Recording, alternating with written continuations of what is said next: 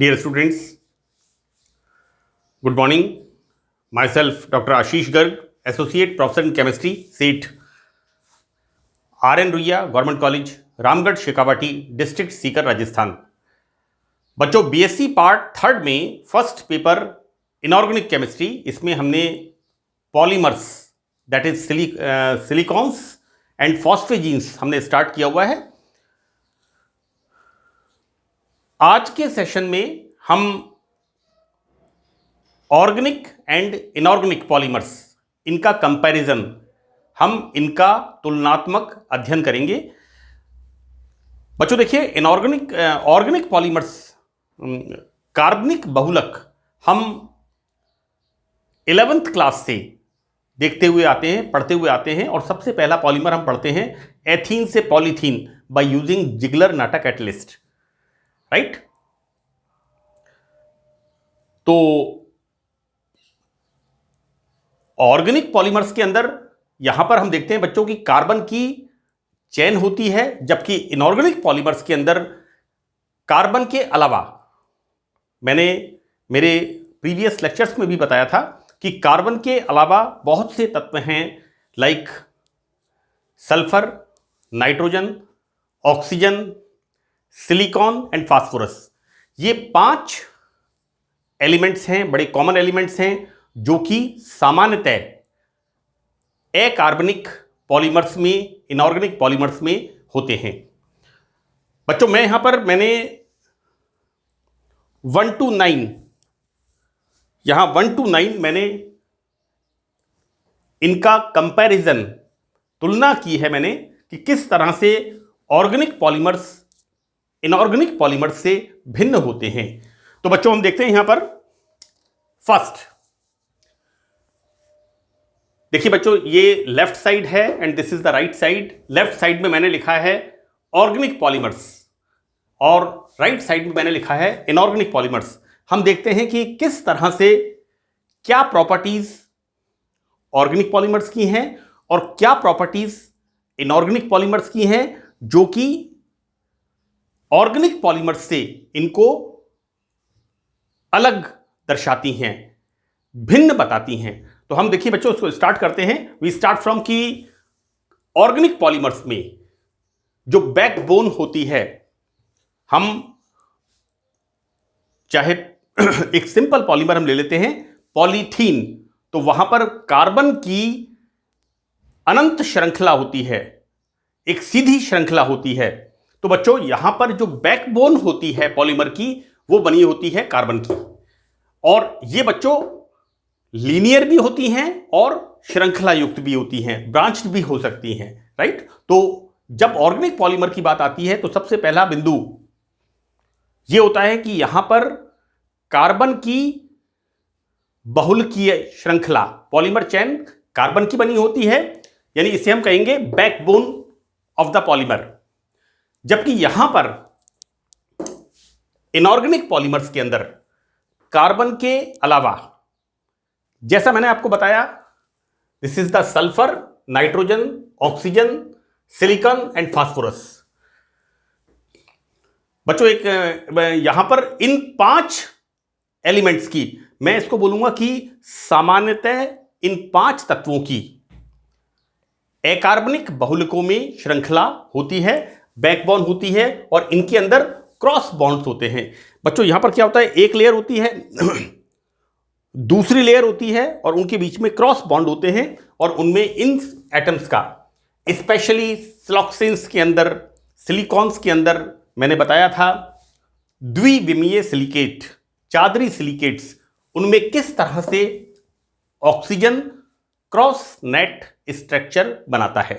Anyway, एक important बात बतानी है बच्चों कि मैं अपने तरीके से, जब कभी मुझे पूछता है कोई कि common elements for the inorganic polymers, जो कि इनऑर्गेनिक पॉलीमर्स बनाने में प्रयुक्त होते हैं, इन्वॉल्व होते हैं, तो बच्चों देखिए, मैंने इसमें याद कर रखा है सीरियल नंबर और SIP, सिप, है ना। तो जब भी कोई मुझे पूछता है तो देखिए, ये याद करने का तरीका है कि कौन से एलिमेंट्स इनऑर्गेनिक पॉलीमर्स बनाने में इन्वॉल्व होते हैं? तो आपका आंसर होना चाहिए सीरियल नंबर से सल्फर, नाइट्रोजन, ऑक्सीजन, सिप, SI सिलिकॉन एंड फास्फोरस। उससे आपको हमेशा याद रहेगा। तो बच्चों पहला बिंदु हमारा रहा कि ऑर्गेनिक पॉलीमर्स में कार्बन की श्रृंखला होती है, जबकि इनऑर्गेनिक पॉलीमर्स के अंदर backbone sulphur, nitrogen, oxygen, silicon और फास्फोरस की होती है। सेकंड पॉलीमर बच्चों, सेकंड पॉइंट यहां पर है, ऑर्गेनिक पॉलीमर्स में कॉमनली जो बॉन्ड्स होते हैं वो होते हैं कोवेलेंट बॉन्ड्स, राइट? जबकि इनऑर्गेनिक पॉलीमर्स में कोवेलेंट बॉन्ड तो होते ही हैं बच्चों। इनऑर्गेनिक पॉलीमर्स में चूंकि मेटल्स का इन्वॉल्वमेंट होता है, इसलिए यहां पर उप सह संयोजक बंध, कोऑर्डिनेट बॉन्ड्स भी यहां पर पाए जाते हैं, राइट? तो दूसरा हम किस तरह से इसको हम कंपैरिजन करेंगे, तुलना करेंगे। यहां पर ऑर्गेनिक पॉलीमर्स में कोवेलेंट बॉन्ड होते हैं और इनऑर्गेनिक पॉलीमर्स में कोवेलेंट बॉन्ड के साथ कोऑर्डिनेट बॉन्ड्स भी होते हैं। नाउ थर्ड वन बच्चों, देखिए यहां पर organic polymers, these are the neutral molecules, right? यानी जो कार्बनिक बहुलक होते हैं वो उदासीन अणु होते हैं। हम चाहे हमने देखिए बच्चों, मैंने आपको एथीन से पॉलीथीन, इसके अलावा मैंने आपको एल्काडाइंस के अंदर बीएससी पार्ट फर्स्ट के अंदर, ये आपकी क्लास है बीएससी पार्ट थर्ड है, लेकिन मैं आपको रेफरेंसेस बता रहा हूं कि किस तरह से हमने 1,3-ब्यूटाडाइन, आइसोप्रीन, स्टाइरीन, इनके हमने नेचुरल रबर, अलग अलग प्रकार के हमने पॉलीमर्स देखे हैं। तो ऑर्गेनिक पॉलीमर्स के अंदर जो पॉलीमर यूनिट्स होती हैं वो न्यूट्रल होती हैं, जबकि इनऑर्गेनिक पॉलीमर्स में ये न्यूट्रल मॉलिक्यूल्स हो सकते हैं या फिर धनायन, कैटायन और एनायन, ऋणायन, तीनों प्रकार के रूप में, राइट? मैंने क्रॉस नेट पॉलीमर्स में बताया था कि किस तरह से सिलोक्सेन्स के अंदर सोडियम मेटल के साथ, है ना? तो यहां पर ये इनऑर्गेनिक पॉलीमर्स न्यूट्रल मॉलिक्यूल्स हो सकते हैं, साथ में कैटायोनिक और एनायोनिक, तीनों प्रकार के रूपों में ये हो सकते हैं। नाउ अब हम देखते हैं बच्चों चौथा point, fourth point, organic polymers में लीनियर चेन, सामान्यतः सीधी श्रृंखला। और बच्चों यहां पर जो सीधी श्रृंखलाएं होती हैं उनके बीच में हाइड्रोजन बॉन्ड से क्रॉस बॉन्ड होते हैं, राइट? देखिए बेटा ऐसा है, मुझे आपको इस तरह से बताना चाहिए कि यहां पर एक लेयर है और दूसरी लेयर है और इनके बीच में हाइड्रोजन बॉन्ड्स पॉसिबल हैं ऑर्गेनिक पॉलीमर्स के अंदर, राइट? क्योंकि हाइड्रोजन बॉन्ड्स वीकर बॉन्ड होते हैं। तो यहां पर ऑर्गेनिक पॉलीमर्स के अंदर जो क्रॉस बॉन्ड होते हैं, क्रॉस बॉन्ड का मतलब हुआ एक लेयर से दूसरी लेयर के बीच के अंदर जो वीक बॉन्ड्स होते हैं, हाईली इलेक्ट्रोनेगेटिव एलिमेंट और हाइड्रोजन के बीच में, बिकॉज देखिए बच्चों लोग ऐसा है कि हाइड्रोजन बॉन्ड में हाइड्रोजन का इन्वॉल्व होना जरूरी है, राइट? कि हाइड्रोजन किसी स्ट्रॉन्ग इलेक्ट्रोनेगेटिव एलिमेंट के साथ वीक बॉन्ड्स बनाता है और उसे हम कहते हैं हाइड्रोजन बॉन्ड्स। तो ऑर्गेनिक पॉलीमर्स में जो लीनियर चेन्स होती हैं उनमें हाइड्रोजन बॉन्ड्स क्रॉस बॉन्ड के रूप में होते हैं। बच्चों इनऑर्गेनिक पॉलीमर्स में कोई हाइड्रोजन बॉन्ड्स का स्थान नहीं है, क्लियर? यहां पर इनऑर्गेनिक पॉलीमर्स में किसी प्रकार के हाइड्रोजन बॉन्ड्स नहीं होते। अब देखिए बच्चों, हम यहां पर देखते हैं पांचवा बिंदु,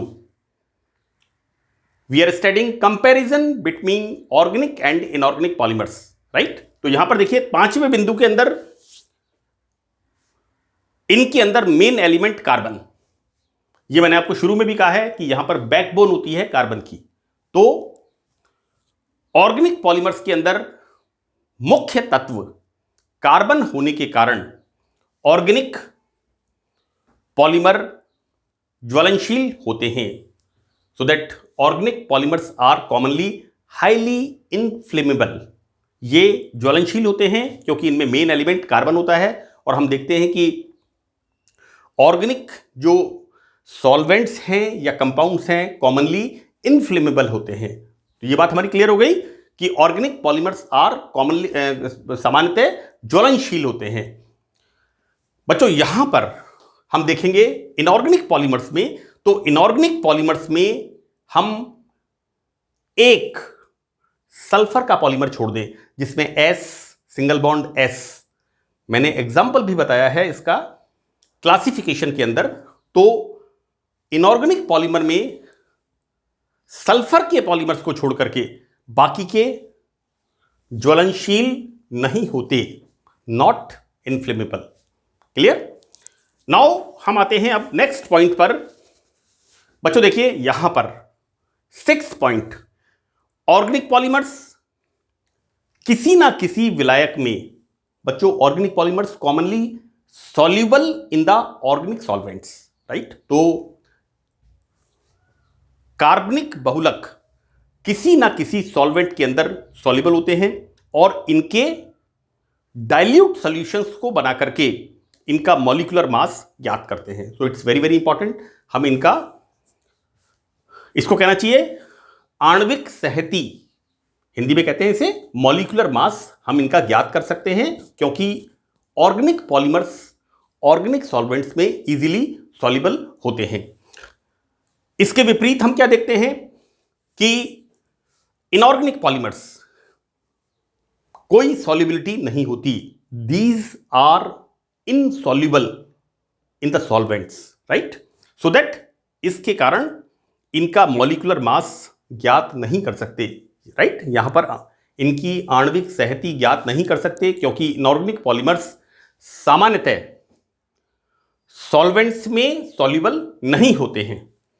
now we see the next point, 7th point. बच्चों ऑर्गेनिक पॉलीमर्स रेशेदार होते हैं, फाइबरस होते हैं, फाइबर हो सकते हैं और मुलायम प्रकृति के, ये कॉमन टेंडेंसी है, सॉफ्ट होते हैं, राइट। तो हम देखते क्या है, और या फिर क्या होता है, इन ऑर्गेनिक पॉलीमर्स को जब हम गर्म करते हैं तो ये मुलायम हो जाते हैं, राइट। तो एक कॉमन बात हम देखते हैं कि बच्चों देखिए जितने भी ब्रशेस बनते हैं या पॉलीथीन्स बनती हैं या हमने बहुत सारे इस तरह के पॉलीमर्स को देखा है, ये किस तरह के होते हैं, फोल्डिंग, सॉफ्ट होते हैं, इलास्टिक होते हैं। तो ऑर्गेनिक पॉलीमर्स रेशेदार होते हैं और मुलायम प्रकृति के होते हैं, या फिर इनको हम हीट दें, गर्म करें तो ये मुलायम हो जाते हैं। बच्चों यहां पर inorganic polymers, these are solids, ये हार्ड होते हैं और भंगुर प्रकृति के, ब्रिटलनेस, इनको अगर हम तोड़ते हैं तो ये टुकड़ों में बदल जाते हैं। तो यहां पर इनका नेचर बिल्कुल अलग होता है, बिल्कुल विपरीत होता है। जहां ऑर्गेनिक पॉलीमर्स सॉफ्ट होते हैं, इनऑर्गेनिक पॉलीमर्स हार्ड होते हैं and brittle in nature, right, भंगुर प्रकृति के होते हैं। नाउ द नेक्स्ट पॉइंट बच्चों देखिए, ऑर्गेनिक पॉलीमर्स के गलनांक का मान अधिक नहीं होता। ऑब्वियसली हमने 7th पॉइंट में पढ़ा है कि ये मुलायम होते हैं या फिर सॉफ्ट होते हैं, या फिर जब ऑर्गेनिक पॉलीमर्स को गर्म करते हैं तो ये सॉफ्ट हो जाते हैं। तो बच्चों नेक्स्ट पॉइंट 8th पॉइंट है कि ऑर्गेनिक पॉलीमर्स, इनका गलनांक अधिक नहीं होता, यानी लो मेल्टिंग पॉइंट्स इनके होते हैं। बच्चों जबकि यहां पर इनऑर्गेनिक पॉलीमर्स, इनके मेल्टिंग पॉइंट्स हाई होते हैं, ये उच्च गलनांक वाले होते हैं। और देखिए बच्चों इसके ऊपर वाले बिंदु में हमने देखा कि ये अत्यंत कठोर होते हैं और भंगुर प्रकृति के होते हैं, सो दैट इनके मेल्टिंग पॉइंट्स हाई होते हैं। नाउ हम देखते हैं बच्चों यहां पर नेक्स्ट पॉइंट में कि हम ऑर्गेनिक केमिस्ट्री में एक बड़ी कॉमन फीचर पढ़ते हैं। चूंकि यहां पर मैंने पहला बिंदु लिखा था कि ऑर्गेनिक पॉलीमर्स में जो बैकबोन होती है वो कार्बन की बनी हुई होती है। तो बच्चों देखिए यहां पर कार्बन की, दिस इज कॉल्ड उच्च श्रृंखलन, इसको कहते हैं हाई कैटेनेशन। कार्बन की चेन बनाने की प्रवृत्ति होती है, कार्बन की उच्च श्रृंखलीकरण की प्रवृत्ति होती है। तो बच्चों यहां पर कार्बन कार्बन बॉन्ड्स स्ट्रेंथन होते हैं, सिग्मा बॉन्ड्स होते हैं, कोवेलेंट बॉन्ड होते हैं और ये बॉन्ड्स प्रबल होते हैं। इसके अलावा इनमें कार्बन ऑक्सीजन, कार्बन नाइट्रोजन और सल्फर सल्फर बॉन्ड्स हो सकते हैं, राइट। कॉमनली हमने देखा है बैकबोन कार्बन की होती है, लेकिन यहां पर जब हम पढ़ते हैं बच्चों हम साइनाइड के एक्रिलेट पॉलीमर्स हम पढ़ते हैं तो उनमें साइनाइड का रोल होता है, कार्बन नाइट्रोजन बॉन्ड्स होते हैं। तो ऑर्गेनिक पॉलीमर्स में कार्बन के अलावा CO, CN और SS ये क्रॉस बॉन्ड्स हो सकते हैं बच्चों। जबकि इनऑर्गेनिक पॉलीमर्स में एक बहुलकीय गंधक पॉलीमर सल्फर, इसमें होते हैं S single bond S bond, right. तो बच्चों इनके अतिरिक्त समान एटम्स में सह संयोजक बंध बहुलक बहुत कम होते हैं, राइट। यदि इनऑर्गेनिक पॉलीमर्स की बात करते हैं तो इनके बीच में कोवेलेंट बॉन्ड्स वाले पॉलीमर्स कम होते हैं। बच्चों मैंने अभी तक आपको पॉलीमर्स के बारे में, पॉलीमर्स में इनऑर्गेनिक पॉलीमर्स के अकार्बनिक बहुलकों के बारे में सबसे पहले हमने देखा इंट्रोडक्शन में हमने देखा कि किस तरह से कार्बनिक बहुलक और अकार्बनिक बहुलक हमने इनको डिफरेंशिएट किया। और मोटा मोटा डिफरेंस मैंने आपको कई बार बताया है कि ऑर्गेनिक पॉलीमर्स में कार्बन कार्बन चैन होती है बैकबोन के फॉर्म में। इनमें जो एक श्रृंखला होती है उसके अंदर प्रमुख रूप से कार्बन का इन्वॉल्वमेंट होता है, जबकि इनऑर्गेनिक पॉलीमर्स के अंदर कार्बन का इन्वॉल्वमेंट नहीं होकर के, जैसा मैंने आपको कहा सीरियल SNO हम लिखते हैं तो सल्फर नाइट्रोजन ऑक्सीजन, और मैंने क्या कहा था SIP SIP तो सिलिकॉन एंड फास्फोरस, इन तत्वों का इन्वॉल्वमेंट होता है। और इस तरह से हमने इनऑर्गेनिक पॉलीमर्स का इंट्रोडक्शन देखा, नंबर 1। नंबर 2 हमने इनका क्लासिफिकेशन देखा। और बच्चों देखिए ये मैंने आपको इस पार्ट के अंदर, क्योंकि अक्सर क्वेश्चन 1.5 से 2 नंबर का सभी यूनिवर्सिटीज में पूछा हुआ है कि ऑर्गेनिक एवं इनऑर्गेनिक पॉलीमर्स का तुलनात्मक अध्ययन बताइए।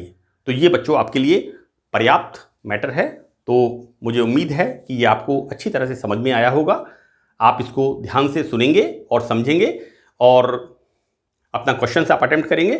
So that's all in this lecture. Thank you very much.